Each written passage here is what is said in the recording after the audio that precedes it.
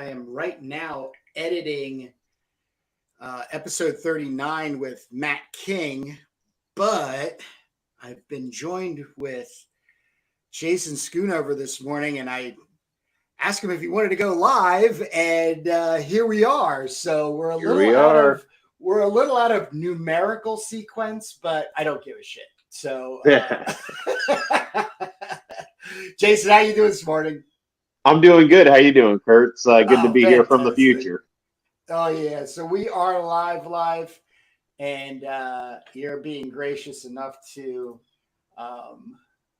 actually help me learn a little bit more about this going live business, because we're on Instagram, my channel, and YouTube, my channel, which is CROM the Barbarian on YouTube, and Kurt Inker Brugel on Instagram. So this is going to be fun. The only part that really kind of bugs me is if you're watching us on Instagram, you know, we have the side-by-side videos, but they are you know, you just they're the line. You up just see and a down line or whatever. Not yet. Yeah, you got to pay another $10 a month to Riverside to get the stackable. So we'll see if it comes around. I'm not jumping over to that part yet, but yeah, no, we're experimenting and we're having fun. I mean, I've seen you go live. I didn't know you were going on all three places there, but yeah, I wanted to join in on the fun, so I'm glad you offered. Cool. And you have definitely it's like twice. It's like a double espresso in my coffee this morning with your sketch layout for page one of Cromdahar. So where are you at, other than I do have as well a script that you have started? So we've got a page one, page two, and a three. But you had sent me an email where you were kind of running into some frustration being on your own, doing layouts, and said, "Hey, can we get together and shoot the breeze?" And here we are. So yeah, definitely. So yeah, my process has just been kind of like I kind of just type stuff up on the. I'll put script in quotes because I'm not looking at formatting or any of that stuff. It's mostly just to so the ideas don't get away from me, or I could have a place to put them for the time being. But so I just go back and forth. I type something up, and then I just try to I'll sketch it in the sketchbook here, which is the original drawings I had sent you, just to kind of figure out POV and just layout essentially. And then after I do that, I go back to the script, and then that's when I try to imagine panel shapes and how much of the page they're going to be taking up based on what we're trying to do on the page. So I figured the first panel here was an establishing shot, so it should be pretty big. And then the second one, the dialogue box from the establishing shot leads into the second panel here with our kind of audience insert here talking into his tape recorder.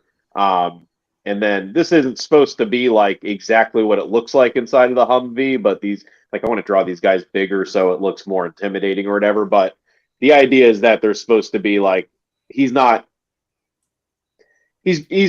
of showing his ass, he's talking about stuff, and they're all right, dude, you're not supposed to be saying that type of stuff while we're in the Humvee or whatever. And then here we got kind of the main guy grabbing him by the arm. Well, I added the grabbing him by the arm part because I figured there'd have to be a reason to get us to page 2, and we see the tape recorder flying out. The commander guy kind of threatens him, and then that's where I don't even think I've thumbnailed any of this yet. But in the script, I have the tape recorder flying out of the window, and then the first panel on page 2, I want it to be kind of just sitting in the sand as the Humvee is kind of driving off in the distance, maybe disappearing in the horizon. Cool. Not sure how big I want the panel. That's kind of the things I'm stuck on, but I think I need to figure out if that's the starting point for page 2, is the ending point all right, maybe the last thing that happens on page 2 is they arrive where they have to now go on foot. You know what I'm saying? So I'm like trying to figure out like the progression of each page to get us from point A to point B. And then when you go to the next page, like wherever we left off, I mean, I'm explaining how a book works to you now, which is very stupid, but you know, so that's kind of where I'm stuck, I guess, is what happens in the middle of us leaving the tape recorder in the desert and then getting to the insertion point where they have to take it on foot. Right. Now, we're not flying by the seat of our pants, because I know you had a really good, we both had a pretty good broad concept. Yes. Now, yeah. One of the things I want to applaud you, but hopefully unplug some of the things you might be experiencing is you don't need to be as technical at this point in layouts than you think you have to be, Jason. I think the thing, and this happens, I think, to all of us, because especially when we're on our own and working as writer, layouts, pencils, inks, editor, which, wait a second, editor should have been at the script. You know what I mean? You're like, fuck, you're constantly, you got the whole like hats on the table, right? And then you're like, oh crap, like I got to, and when, we were saying this off camera right before we started. It's like, it's the number one thing right now that just is, it's making me angry, and I shouldn't be, but the frustration of seeing so many creative people, myself included, trying to pipe ourselves into some Marvel, DC's gonna pick us up once they see this comic book because of the professionalism and the blah, blah, blah, blah, blah, blah, blah, blah, blah, blah. Okay, maybe. But if that's your goal, then why are you messing around with this silly comic book? I'm just saying. I'm just saying to you. No, see, and that's my thing is like I don't even have any sort of end goal for like why I want it to like look a certain way, other than I could just infinitely futz with something and never be happy with it. Because I don't think you ever catch that car. But that mechanism to turn off, that unplugging, that your professionalism really just needs to be, as you say, you're at the kitchen table, and you've got to make some art, right? For sure. The joy is the first thing that comes forward. But for me to just inject myself into it all is that the second thing is I just want to, I really want to just draw stuff. You know what I mean? Yeah. Like the thing about comic books, I think, for my approach to it, because I'm not a writer, I'm not a scripter. That's all Jake Jacobs, and God bless him. I don't know what I would do if I lost him, but I think of comic books, approach wise, as a sketchbook.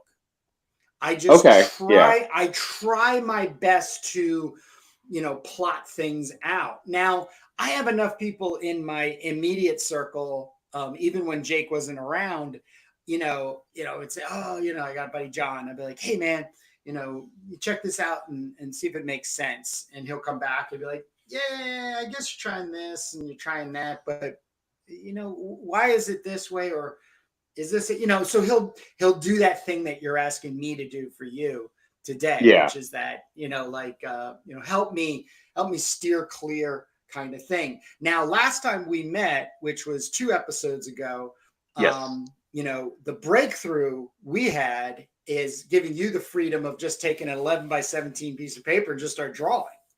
Yeah.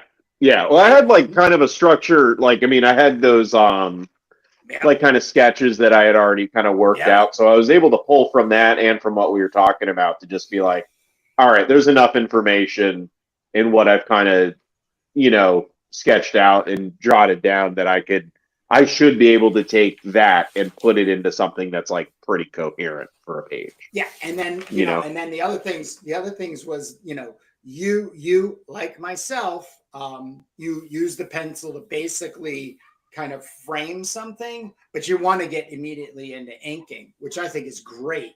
Oh yeah, like as soon as I was like so halfway done, I was like, all right, I would love to just like put some ink on this, but that's not what we're doing here.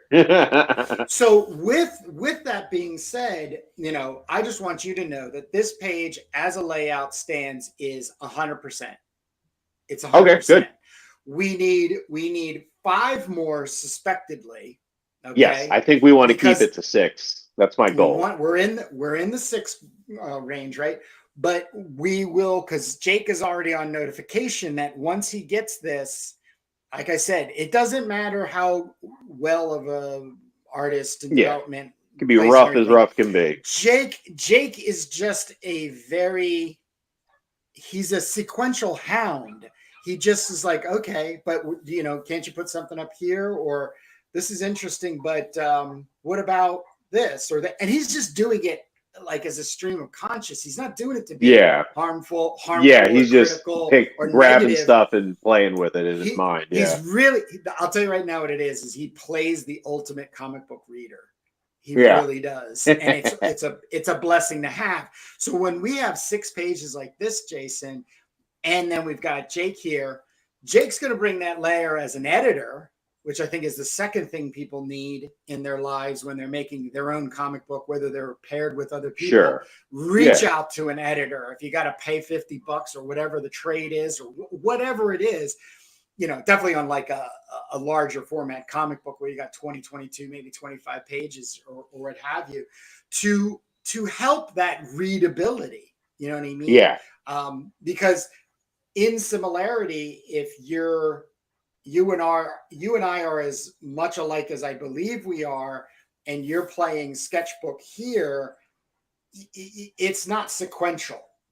Yeah, it's a little bit more haphazard, a little more hodgepodge. It's just pictures, being arranged in a way that then go, oh, so let's do this today. This is what I'm thinking. Because like I said, you also sent me, it says CROM script after Kurt's notes. So that was I had sent you something that was basically the 6 pages. Do you have that in front of you or near you? Yeah, I can pull that up. 1 second. Let me, you have it on PDF? I just got to pull up the attachment here. Take like 2 seconds. This is it here. Yeah, let me go. Let me do the same thing. Yeah, I just got to find the right email. I think this is it right here. Yes, found it. All right, good.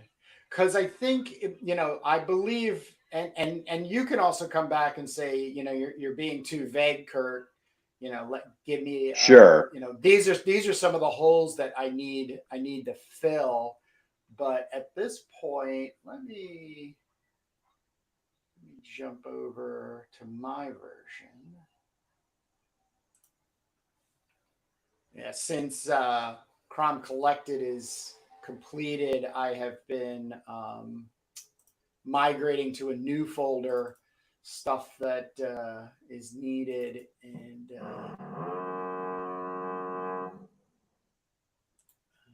I think this is it. Yeah, it is. Is it?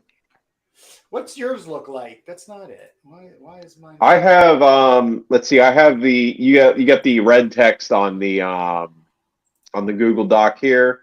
It says like the first page says Crom the Barbarian. There's no red on that. And then the second page it says Giant of Cromdahar rewrite, and then in red it says my notes are in red. And then it's about 7 pages long here. You got a picture of the Fudo Meal Buddha, looks like, as a King Crom. And then the last couple of pages, you got my sketchbook attached to it. Do you want me to forward it to you real quick? Okay. I think I have it. I'm going through my emails. Give me 1 second. Here, I'm going to forward it to you real quick. Attachments. Yeah, go for it. Go for it. Thank you. Thought I had it right here. This is the right one.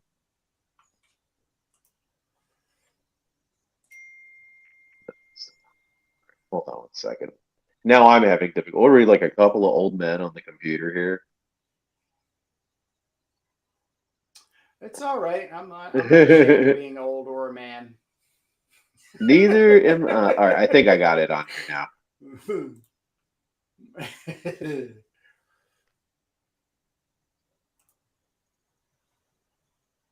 Oh, for God's sake. All right, I know what to do. I know what to do.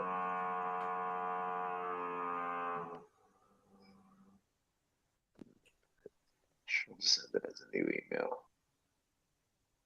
Downloads. Let me get my glasses out too while we I don't know where it should be in your.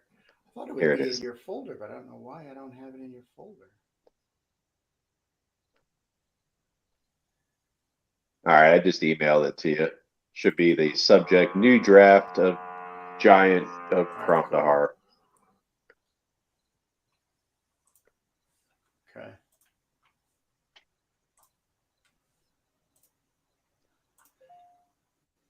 Your folder, yeah. Now that we're streaming and I'm going to Instagram and YouTube, it's obviously I'm bogged down here. No worries, no worries. All right, here we go. No, I did have it. Oh, all right. There.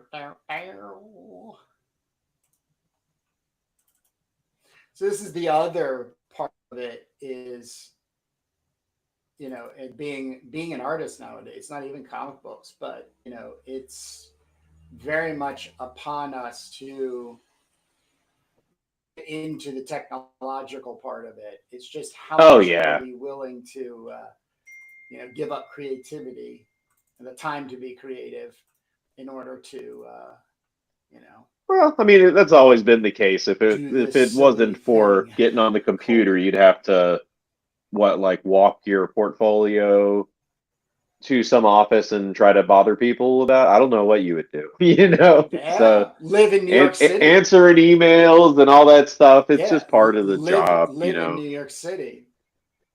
The way I figure it is, I could get, you know, I could become like a secretary or something and do this for boring shit, you know, or I could try to answer emails about drawings that people want me to do. Yes. All right, cool. I got it. Great. Thank you. Nice. Thank you. This is great. Yes. All right. Right. Yeah. So the establishing shot on page 2 was the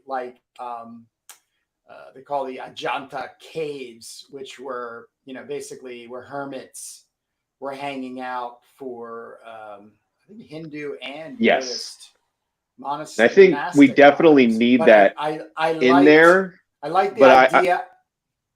Yeah, I'm sorry. Go ahead, Kurt. No. It's not the specifics of it. It was more of the design of it that there is. They are aware that there has been existence here. It's just not the sheer side facing of a cliff, you know, a mountain that they're just wandering this path. They are aware of possibility of people being there, but it also kind of brings in the idea of something spiritual going on there, whether we're creating any kind of like ornate design to it,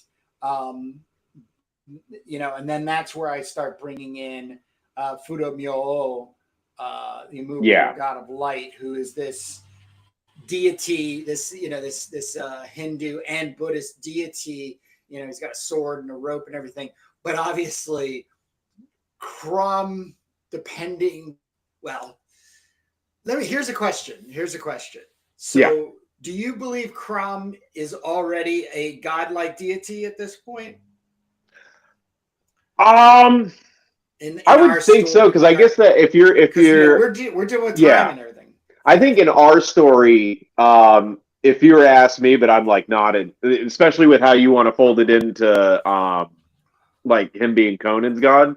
I guess the technical answer would be like, well, I guess it depends on where in history Conan the Barbarian happens. If we're talking about like a present tense kind of thing. But if you were to ask me, and I don't have the context for any of that, I would say yes. So I guess the kind of the overarching thing that we're going for, without trying to like offend any cultures or anything, is that like this spirit has been keeping out all these mighty warriors or prevented them from holding on to it for as long as they would have liked to, this land or whatever. And then that's kind of what has made this land kind of special.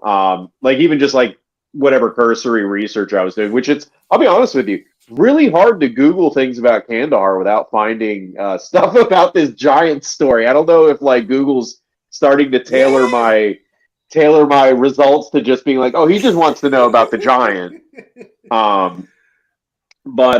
Yeah, I would say he's already like a godlike deity, probably like a forgotten god, like maybe enough time has passed, and it kind of goes in with the alt history thing where, the forgotten city of Atlantis type thing. He's a forgotten god of a time that's long past, but whose effects are still kind of felt, I guess. I don't know.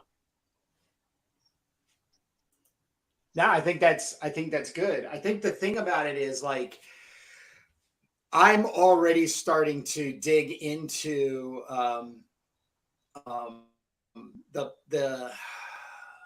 the difficulty. It's not well, it's difficult right now, but I'm making some stronger decisions about the difference between Cruach, who was the original Irish god that they were childlike sacrifices to and all this kind of stuff that then Robert E. Howard lifts from.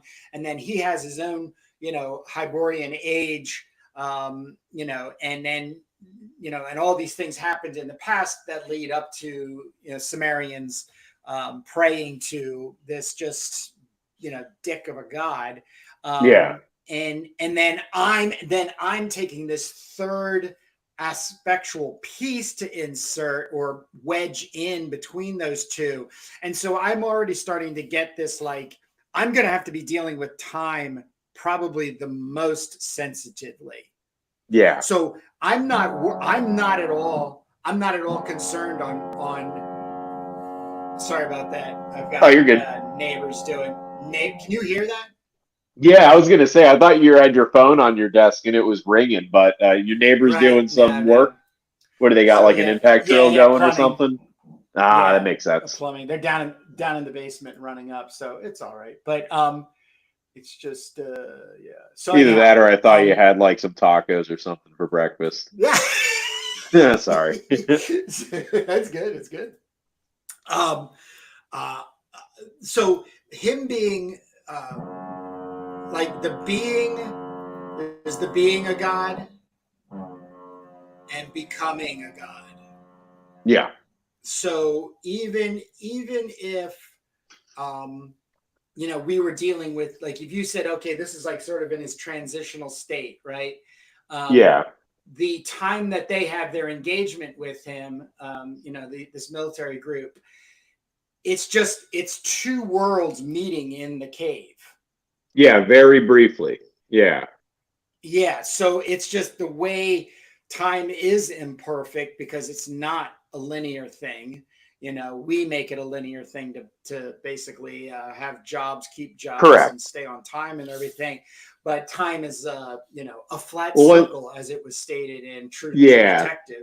Get your old Russ Cole going. So but I think too, like once you reach, like I would imagine too, once you reach that deity level, like wouldn't that be kind of the next dimension, or how we kind of experience time, but we don't really, we can like manipulate physical things, but like time, it just like we're kind of subject to it. So I'd imagine like maybe once you're a deity, that's kind of one of those things where it's like, oh, now you're kind of part of time, maybe that's the thing, like that's the plane you live on now, and you get to observe everything, kind of like a diorama, like if you're looking down on it, planes of existence. So, the idea I've always loved is this, like, you know, where are you in the universe type of thing. But at the same time, like, you know, there's always that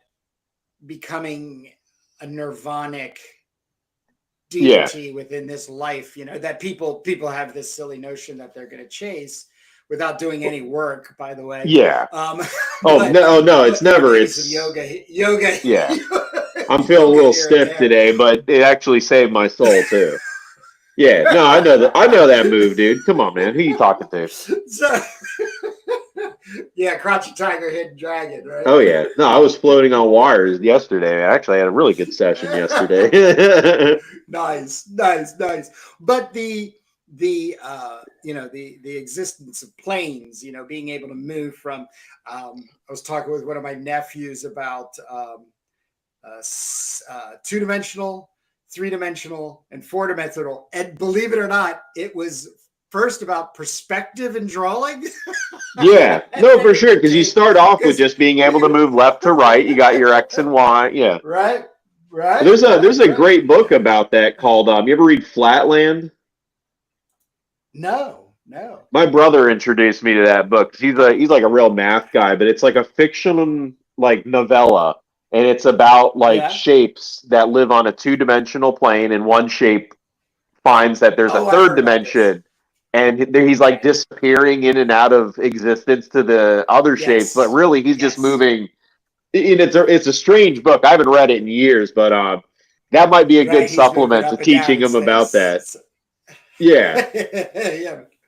But yeah. So with that being out there, you know, like I said, I only suggested Fudo Myo as basically, you know, page 2, you know, having this establishing shot of the cliff. Yeah. You know, that they're going to go to, but you know, you can even have, you know. But I like that a lot. Like the closer, like they're getting, like there's more order to the caves almost, or to the mountains, like.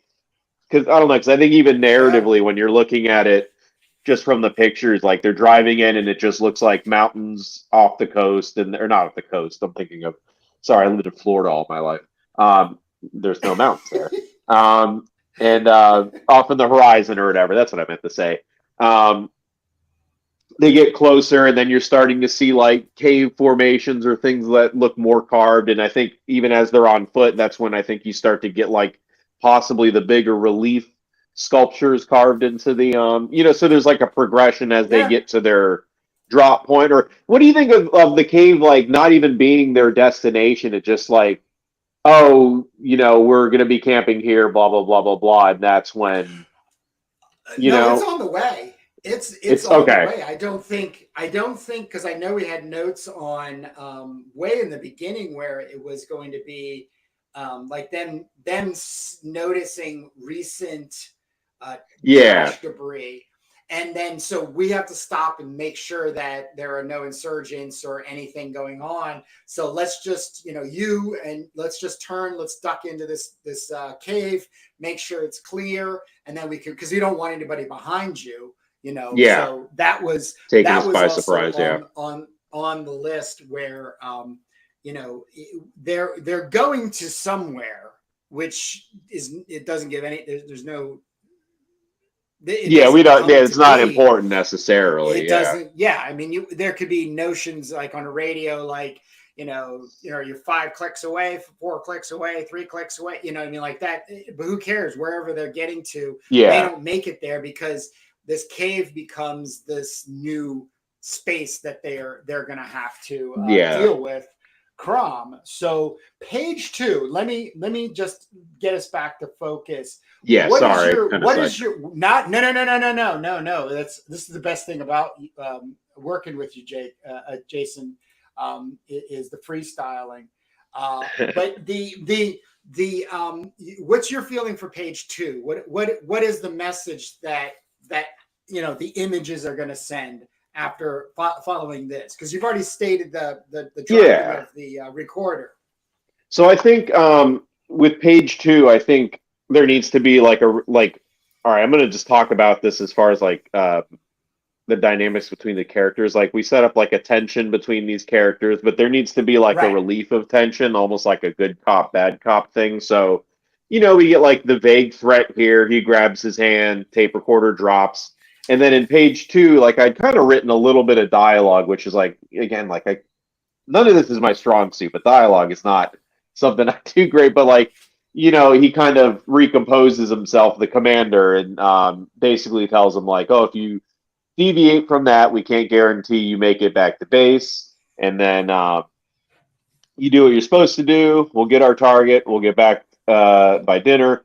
This is a routine extraction. It should see. This is already like too wordy, I think.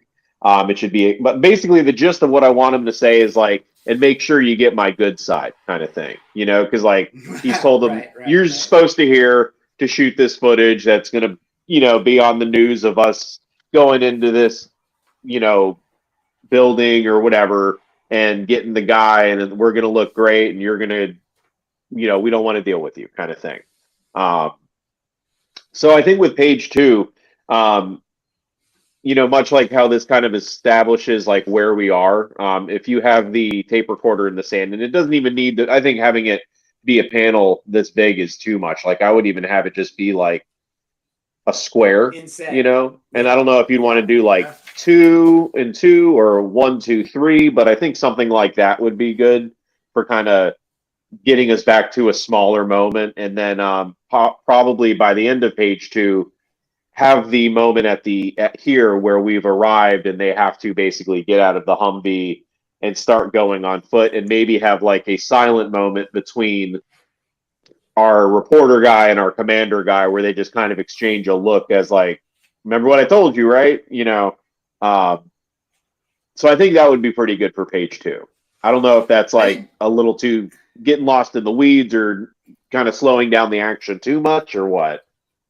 No, I love it. I think panel 2 should be a shot going inside. They're coming out, so the door opens up, right, to the Humvee. Okay. And the commander guy, you got him in silhouette, but he's coming. He's opened the door coming out, and of course the other guy. The other guy's like, what the? Okay. So the POV for panel 2 of page 2 is like the door of the Humvee, like they've stopped and the door of the Humvee is open. Yeah. Yep. And he's like as he's stepping out, he can be saying, you do what you're supposed to.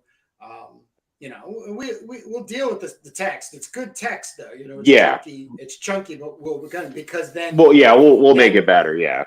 Yeah, because then the panel 3 is, however, I think, I don't know if this is where we can then have the shot of the mountains, because they're right on this ledge. Yeah. And they'll eventually get on the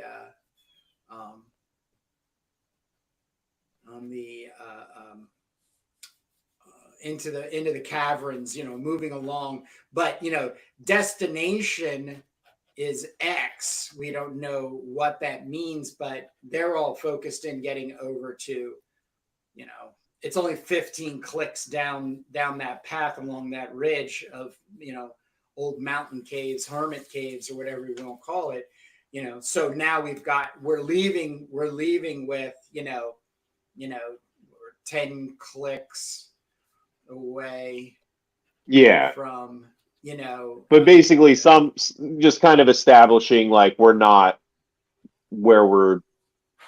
there yet, we're just kind of stopping here, or this is how far we got to go on foot now, kind of thing. Yep. Okay. Like Humvee can't go down there, and it's just a, this could be like super routine. It's just got to investigate this thing. It has to be on foot. It's got to be us.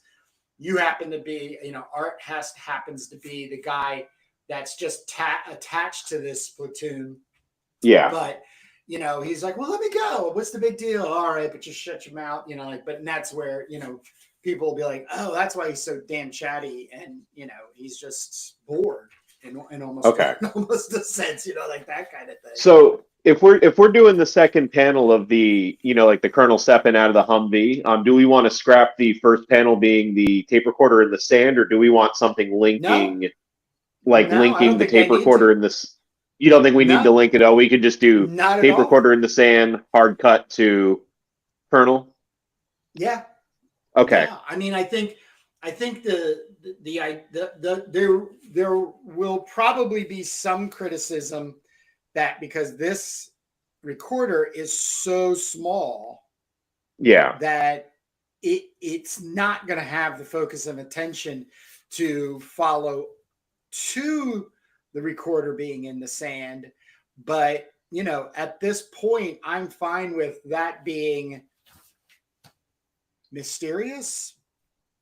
Yeah. You know, you know what I mean? Like, you know, once again, like our job I mean, it might and even be responsibility. redundant too now that we're talking about it, because it's like we're also shifting back to a shot outside of the Humvee that's just kind of showing us the same POV, but the Humvee further along. Like if I were to do anything with that panel that would link it to the next panel, I would probably just be having the Humvee either disappearing in the horizon with maybe a little bit of like, you know, sand or You whatever, could put that. You could put that you know, in panel one, though. or yeah, that's what I mean, like in panel one Yeah, and then panel two being yeah. that. Or I mean, like we could even scrap this the thing in the sand and like come up with something new too. Like we could even just do Yeah. a hard cut establishing shot of them unloading in front of those structures or those caves or whatever. Like you want to I just don't do think it that, has you to be think? that detailed. I don't think we have the luxury, Jason. I think because it's 6 pages, Yeah. we want to, you know, the story pacing in this is just Quick. Yeah. 6 pages, you know, 6 pages, you know, 30 panels or whatever. Like you're in Yeah. and out, like that, you know. So to go any more depth, you know, and rhythm, I don't think has any. It's really not gonna. It's not gonna. Yeah. It's So not we gonna just want to hurt. kind of But it's. bird shot these panels and then we can just take Mm-hmm, away as we need to. Okay. All mm-hmm. right. I'm see this is Because what I mean is like I do something that's and then I do fine. something and I'm like, let's go back and not do that first. You know what I'm saying? I This is a get you. I get difficulty you. I run into by myself.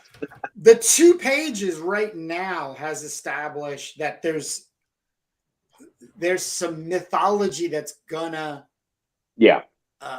arise, you know. But right Yeah. now, all we know as a reader is you got a crew of 4, a civilian reporter, and they've got to go, you know, like I said, 10 clicks to a destination to investigate it, and they're going to move along this ridge that has some hermit style caves that have been used for thousands of years, which Art can be yammering about in Yeah. page 3. So, you know, and then that's really keeping that connection from, you know, 1 to 2. But now Art doesn't have a recorder. He's just, because it's not important. It's just something, some douchey, you know, colonel needed them to get the hell out of Yeah. the barracks and out on, you know, just go investigate this thing and come back and tell me what the hell's going on. Yeah, it's just Right. part of the job Yeah. for him. Yeah. Yeah. Yeah, exactly. And then, like I said, then if we do choose to have that, like, oh, wait a second, we can't keep going because we have to investigate this cave because there's trash debris that's at least a week or so old. That means there's activity going on there. Let's just take a moment and make sure nobody's going to come up behind us. Yeah. You know, that's I think that's probably one of the most important things. You know, we're going to want to have falling then from that that in page 3, having that on page 3, like let's say at the end, that last panel is like, all right, we got this debris, you know, commander, commander says we got this debris. All right, guys, let's sweep the cave and then we'll keep moving. And then page 4, you know, then you got 4, 5, and 6 being just hell. Yeah. Okay. You know, 4, which is 5, and really 6 is just gonna right. unload. Yeah. Okay. Yep. Because the notes I have for here, right here. Yeah. So yeah. So page Because 4, beginning of page 4, we enter the cave. Yep. Okay, and then 5, 4, 5, and 6. 4 through 6 is just fighting in the dark. Yeah, and remember, you have that 9-panel gridded black. Yeah, I think that would be a fun way to go about that. Sound effects and flash lighting. Yeah. So yeah, it's just like it's blobs of white, throughout the page of like people's faces and just the top of the muzzle of their gun, like what the, and then of course you've got Crom in a spear or a sword, whatever it is that he's using to engage these demons. That would be his point of view, because this is the thing that really has. This is one of the things going back to the whole time conversation, and I'm not gonna, I don't know, confuse or establish things timeline, because there's so many people out there that have to have that when it comes to story canon and people love their lore. But I said this to David Molina when we were working on as we've been working on Last Dryad, and he had a kind of a question like, well, there's no CROM in here, or no mention of CROM. I was like, yeah, there isn't, but Cromdahar and Dorian the Weasel are going to be characters that are going to come into stories, whether they're talked about and stuff like that. So my thing is like, it's going to be so cool. And I'm serious when I say this, Jason. Yeah. So it's almost like you're going for a more general CROM, or not CROM, but like sword and sorcery kind of anthology that just ties into this wider universe. And I see what you're saying. The thing I miss about comics is they were always done on the fly. And what would happen is the people who read them passionately and followed them would catch the individuals making that comic and saying, hey, I'm sorry, but your last issue was really cool, issue 73. But in issue 42, you said this. Now you've contradicted yourself. No, this is like the coolest thing now is now you have to write an issue to make sense of those 2 points. Yeah, you give yourself a problem. Yes, I love that kind of stuff. So I'm literally, I see myself with CROM Anthology, and I was literally thinking about this last night. 4, if not 5 anthologies in is going to be utter confusion. It's going to be chaos in the way of storytelling. I know I'm going to get barreled down on like, this doesn't make sense. How can this be? You can't do this. I'm going to get a lot of that, and I want it because I want the challenge of then trying to like, then Jason and I on issue 6 of the CROM Anthology, we got to solve this thing. Yeah. Hey, remember in Cromdahar, we had that whole caves thing. Maybe we could do something where we kind of establish why then that makes sense. Yeah. No, I know what you're saying. Yeah, at some point, like somebody is going to call us and ask us about this, and we'll have to be like, let me and that. Yeah, I get what you're saying. No, that's right. I mean, especially to your notion that a lot of this was done on the fly. I mean, even I read through that first Conan or Sword of Conan collected book or whatever, and you get like arcs of like 4 or 5 issue stories or whatever, but then like there'd be several where it's just here's just a story about Conan the Barbarian, or my favorite one, like again that like that kind of made me want to like, oh, we can do this Giant of Kandahar one, was of the guy that like goes and it's just about a guy that wanders in a cave and hits his head and then dreams that he's Conan. It's like that's a great fun story, and it doesn't necessarily have to be Conan, but it worked very well in the context of that, you know what I'm saying? But it's I don't know, but that's kind of the stuff that I agree with you. It's like missing. I want fun and escapism back in comics. I agree. I am sick to freaking death of paper thin excitement.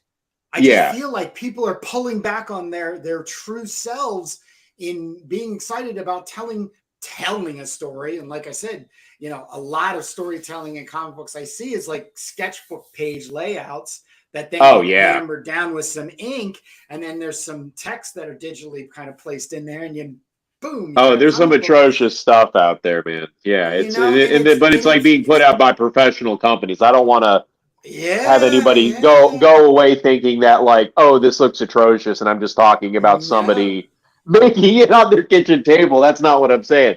But like some of the stuff that gets hammered out by like what has been established as like this is the standard for American comic books is like atrocious. So no, I agree with you. There's so much great indie stuff going on. And by the way, I just want to do a shout out to everybody that worked on Brutal Blade of CROM.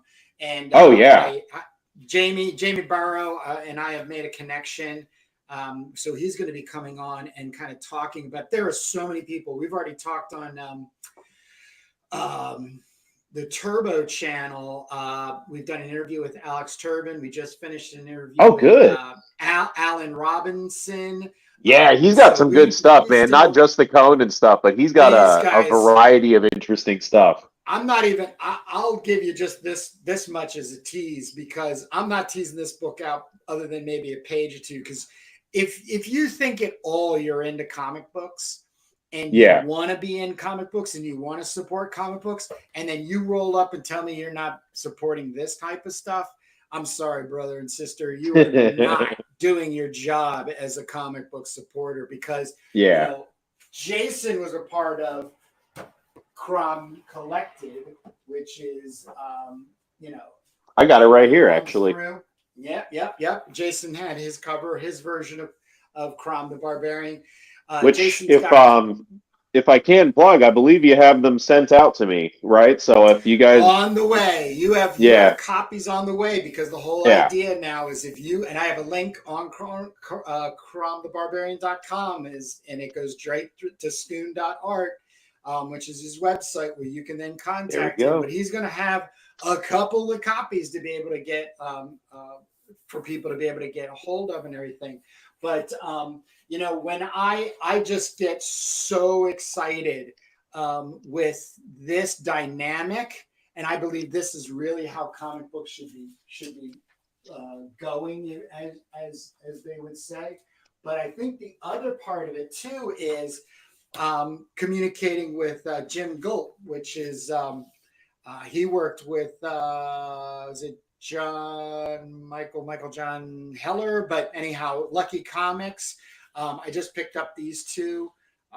He's just, once again, he's doing it. He's putting it in. So he's already starting to look at a 6-pager as a contributing story. Man, that looks so good too. One. So these will be people who will be coming on as I've had. And let's just share once again the awesome talent that CROM has right now. And then Jason and I can close off this episode. David Molina, who I've just been ranting and raving about, Last Dryad, 8-page comic we're working on. Ken Landgraf, right now, affordability wise, I'm at about a 4-page commission story that I want a series. So every anthology, there would be pages added to the story that Ken Landgraf's doing. Bouncing back and forth with our guy Adam Dodds. Just sent him. This is going to be fun. I hope this makes people jealous. Just sent him a 10% printout, 11x17 of this pencil drawing, which then Adam's going to do his inks on this. So, that's going to be awesome. And it will be printed on the last page of the anthology. And then that's going to be sick. I can't wait to see that, man. He's going to do some fun with that. This anthology is on the roll because right now at the printer is Scoundrel's Dread, which is an art book, 32 pages by Drawn Sword, New Zealand artist. And he has also agreed to contribute 6 pinups. Sword and sorcery based art to be in there. So I think my table's going to fall over in a second. Because you might have to put another leg on that thing, dude. Awesomeness that is out there. And, I'm going to start putting things together in the way of announcements on cromthebarbarian.com.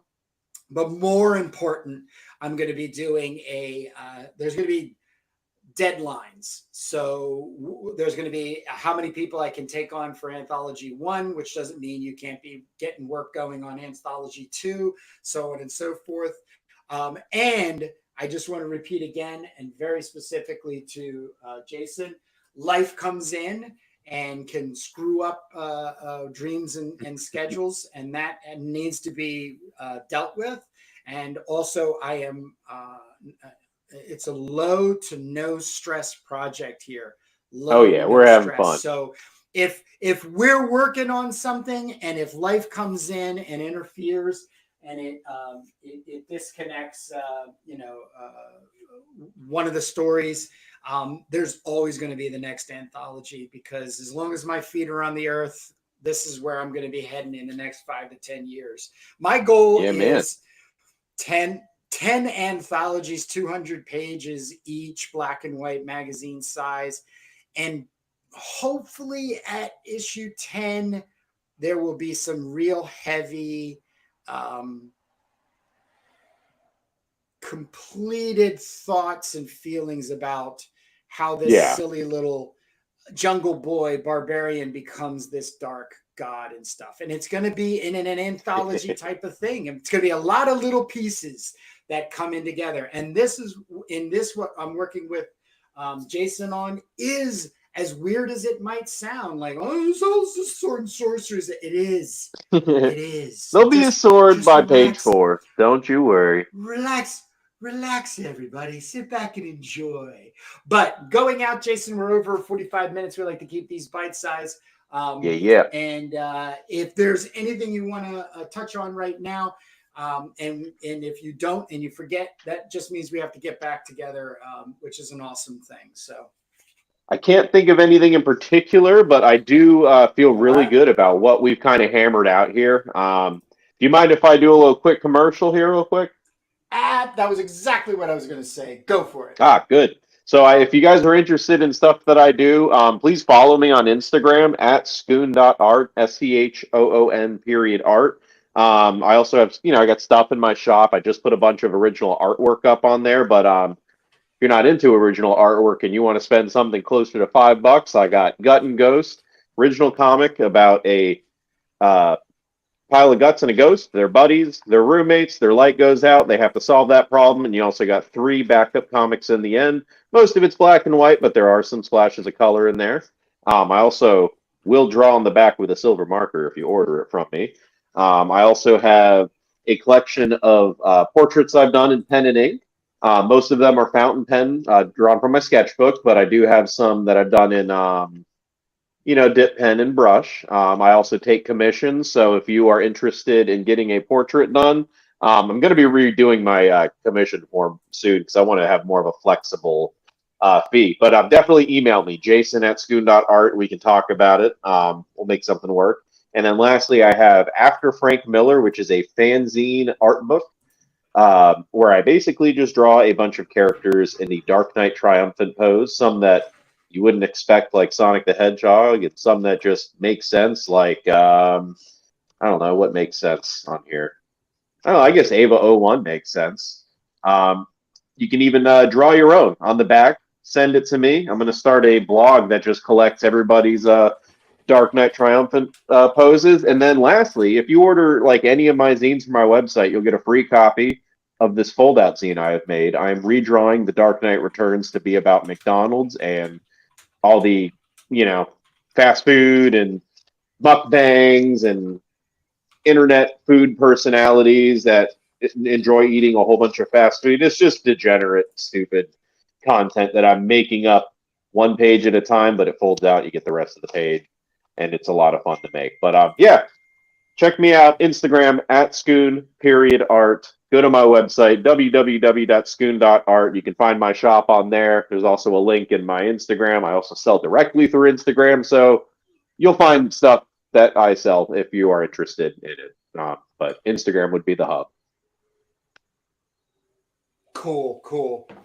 Awesome. This is, I also want to thank you, Jason, for walking a very thin line between reality being recorded live and being edited down the road. But I think we had an awesome show. You've also given me some good support on figuring out how to do this.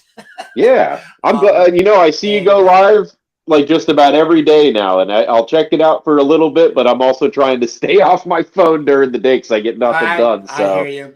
But it's good to see you're doing it, and it's good to see it's working. And yeah, man, I'm always have fun talking to you, Kurt. Awesome. And I look forward to the next time getting together. So thank you once again, Jason. And thank you for everybody that's made it this far in the live and join us by getting updates even just on the newsletter that goes out, I think right now about every 10 days or so from cromthebarbarian.com. So it's all one word. But other than that, get back to reading comic books, making them if you choose. That's right.